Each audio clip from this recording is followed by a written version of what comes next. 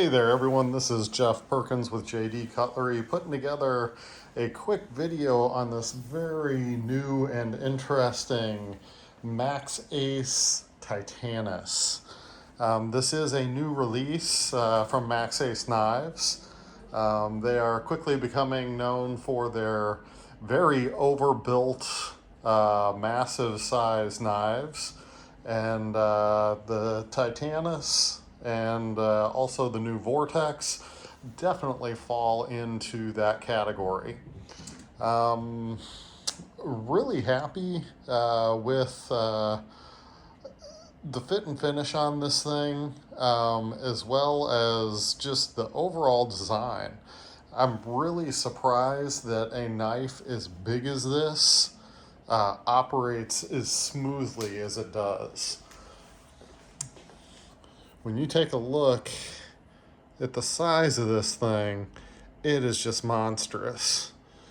I've got a large hand, and that's giving you the basic size. But when you look at the overall specs on this giant, it is 11.02 inches long with a blade length of 4.8 inches. Handle length of 6.22 inches.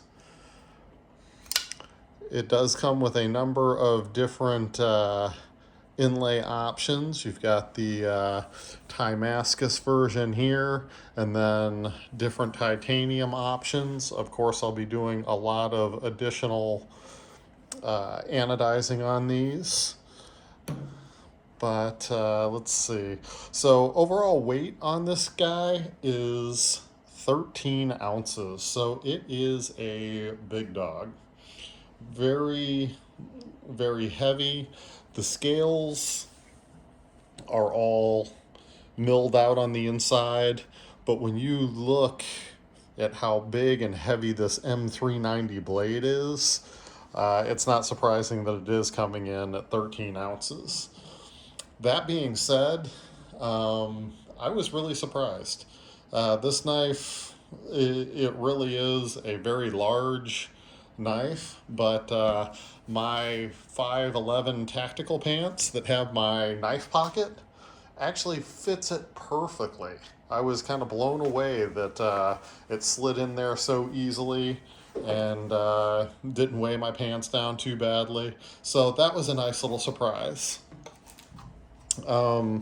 Maxace has provided a number of extra items to go with this big boy, including a belt-mounted clip with your all your hardware, so you can mount it on whatever type of pants you want, that type of thing, belt you want.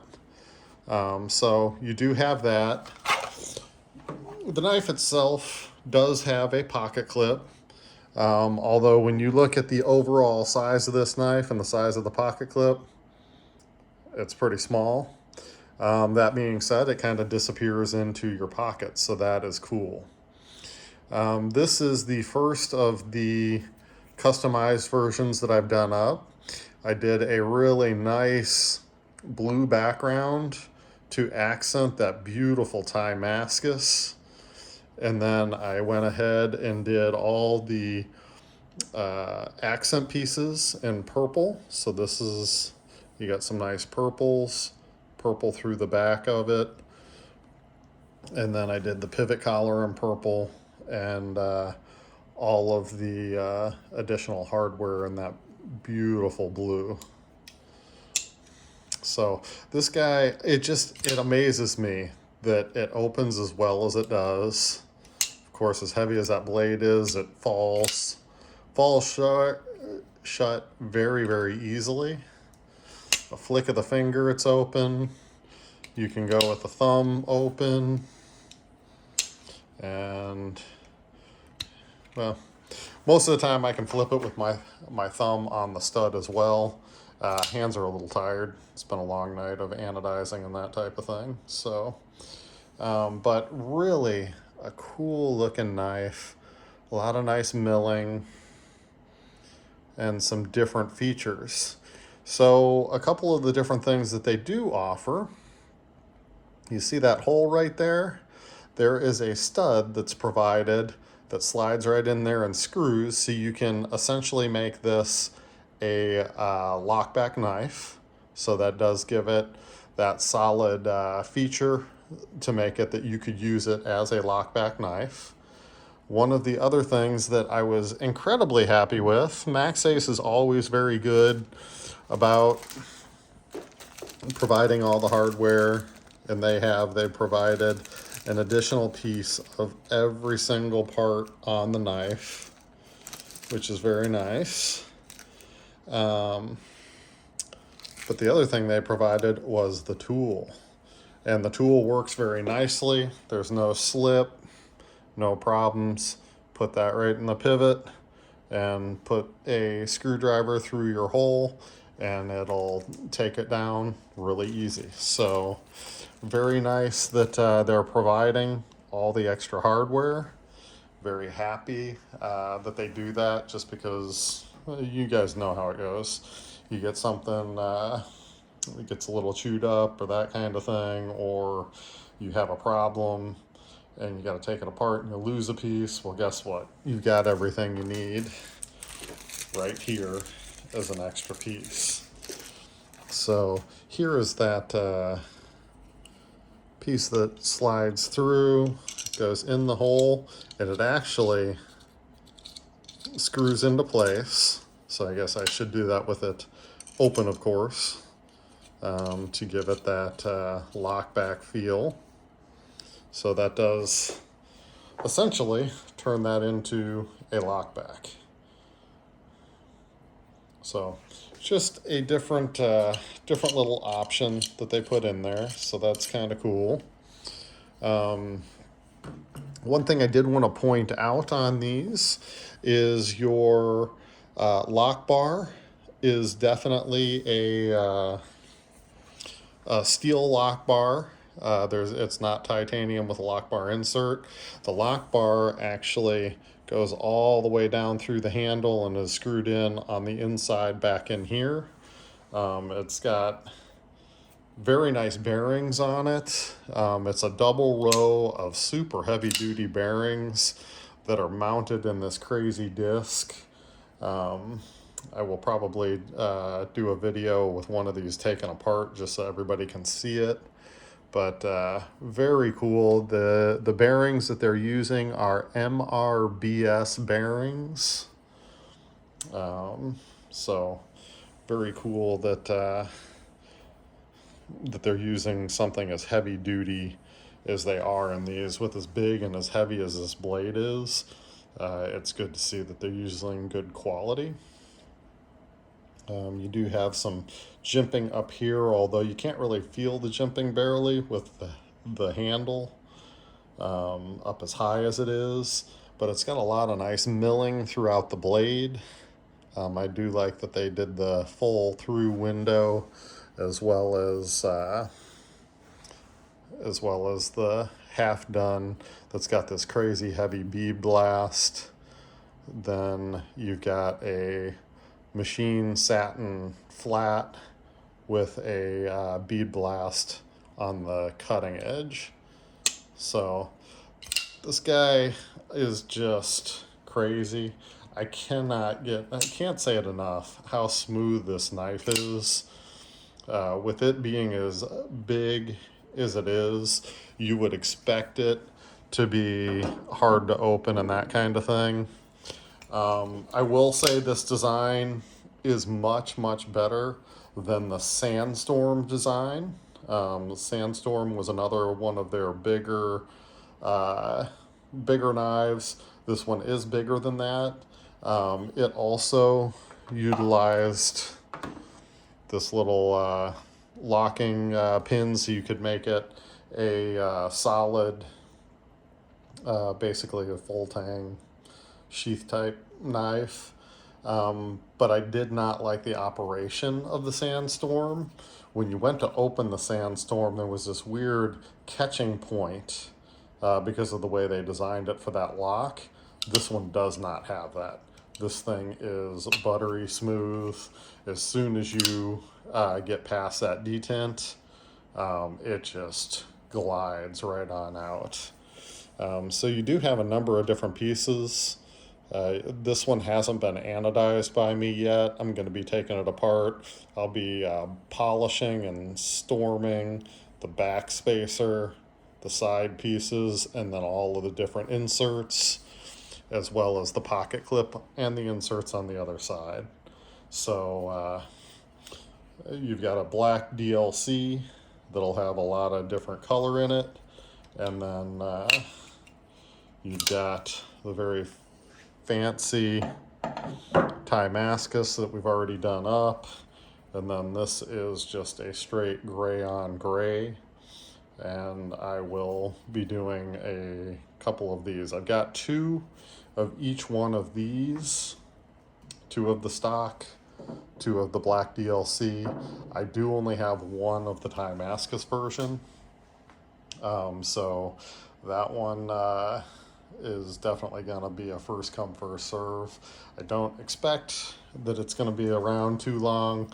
These things are done in a limited quantity. They did not actually tell me what those numbers are as far as overall. They come with little spec sheets, and of course it's all done in millimeters, so all the numbers that I gave were of course in inches, so that the average lay folk here in the United States understands how that goes. They do give you a wiping cloth as well, and of course the nice hard case that opens and closes and locks shut. Just overall a really nice package. They're doing more and more of these cases that are definitely nice. The knife does just kind of sit in the case. It's not cut out specifically for each one. It's got a couple layers of that spongy material. This is just the bubble wrap that the knife came in. I wanted to make sure it was still there. I just tucked it in behind everything. But nice little accent for these monstrous knives. But these will be available very soon on the website. This one here will probably go up on the website today. The Timascus is totally beautiful on it. My lighting in here isn't ideal for showing it, but you got lots of bronze, blue, and purple going through it, and I really did quite a bit of work to tie everything in the handle into that Timascus. That back spacer is pretty cool. They did a nice cutout in it. It is chamfer, or no, actually it's flat on the inside. You can't really see it in this light, but it does say Maxace, M390, and Titanis on the inside of that back spacer. So kind of cool that they put all that information inside of the knife instead of branding the hell out of it on the blade. So that is another nice little feature for those of you that don't like the knife companies branding everything up. It's hidden down inside. It's definitely identified as to what it is and what the blade material is, but they were very considerate in not putting that up on the blade itself. You can really choke up on that. As well as grabbing it a little bit further back. Definitely crazy chopper. One hell of a box opener as well. So that is just a quick look at the Maxace Titanis. I will be doing another video soon. I'll probably do videos as well once I've got these all finished up. I just wanted to do a quick intro video. I will also be doing up the Vortex very soon. I've got 2 of those in the carbon fiber version, and then one with the Damascus of that as well. And it is another monster, coming in an inch larger than the Titanis at 12.125 inches. So big things coming out of Maxace. Very happy with the fit and finish. For those of you that haven't had the opportunity to own one or to handle one yet, I would definitely recommend it. They have a very wide array of knives. I only am going to be dealing with the middle to upper end of their line because, of course, I specialize in all the titanium anodizing. But they do offer a number of very low price point knives that, again, have the bearings and are very smooth operating knives. So definitely check them out if you're looking for something to use and abuse and beat up. But if you want something that's cooler, their mid to high end range are definitely well worth the money that's being spent. If you pay by the ounce, this thing's a steal. Thank you for tuning in, and we'll see you on the next one.